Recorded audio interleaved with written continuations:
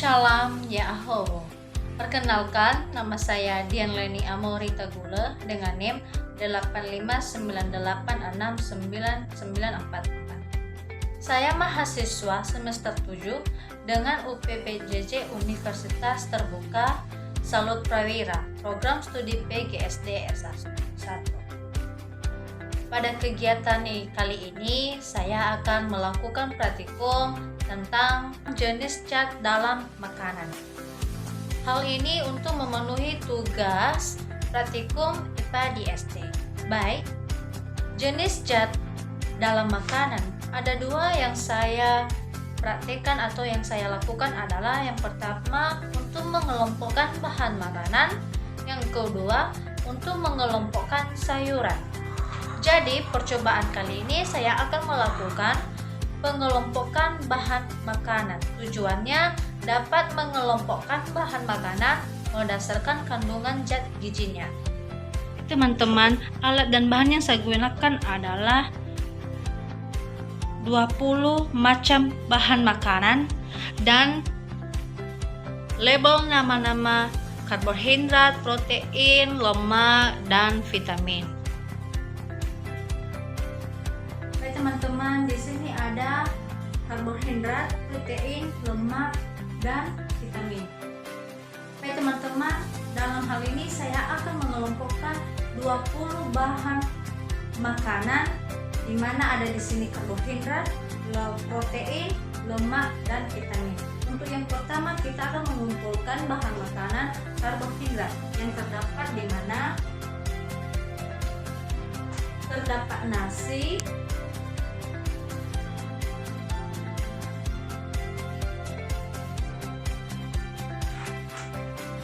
ada kentang,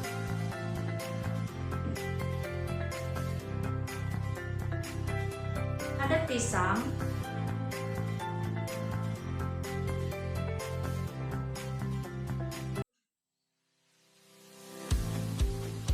biskuit,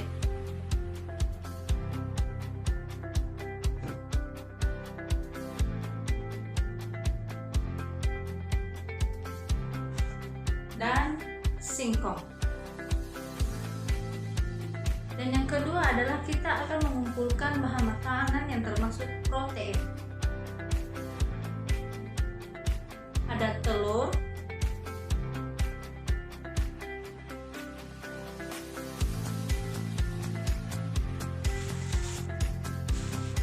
susu, ada tahu putih,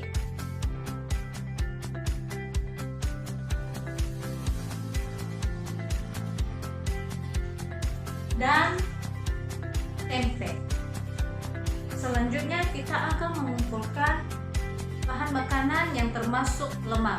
Yang pertama adalah mentega, dan yang kedua adalah minyak goreng, yang ketiga adalah ikan, yang keempat adalah cangkara.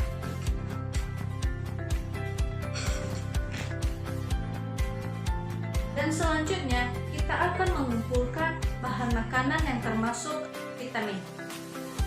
Yang pertama adalah ada sayur kol,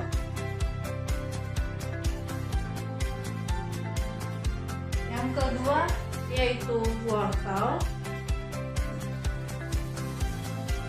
ada tomat, ada terung, dan buah pepaya.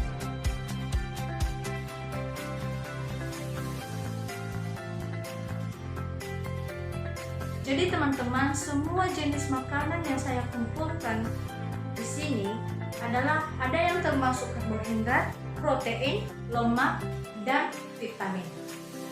Jadi teman-teman, kesimpulan yang saya ambil dari pengelompokan bahan makanan yang saya kelompokkan adalah di mana balita sangat membutuhkan zat gizi berbagai esensial untuk tumbuh kembang optimal seperti protein, membangun sel tubuh, karbohidrat sebagai sumber energi, dan lemak sehat termasuk omega 3 dan 6 untuk perkembangan otak.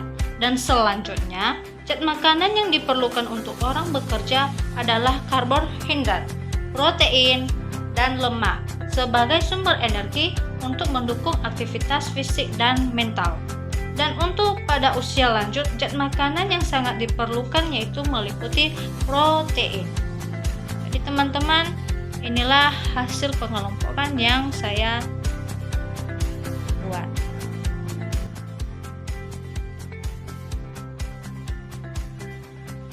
Nah, teman-teman, dan percobaan yang kedua yang saya lakukan adalah mengelompokkan sayuran. Tujuannya adalah dapat mengelompokkan sayuran berdasarkan macamnya. Jadi teman-teman, alat dan bahan yang saya gunakan adalah jenis sayuran dan label nama-nama sayuran daun, sayuran buah, sayuran akar ubi, sayuran kacang-kacangan, dan sayuran tunas.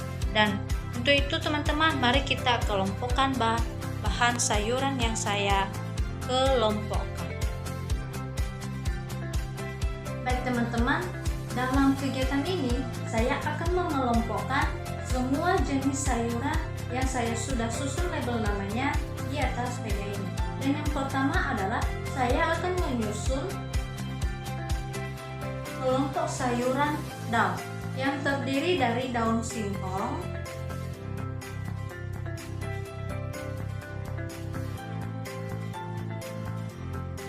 daun pakis, daun genjer, dan seledri. Dan selanjutnya adalah saya akan mengelompokkan sayuran buah yang terdiri dari tomat, pepaya,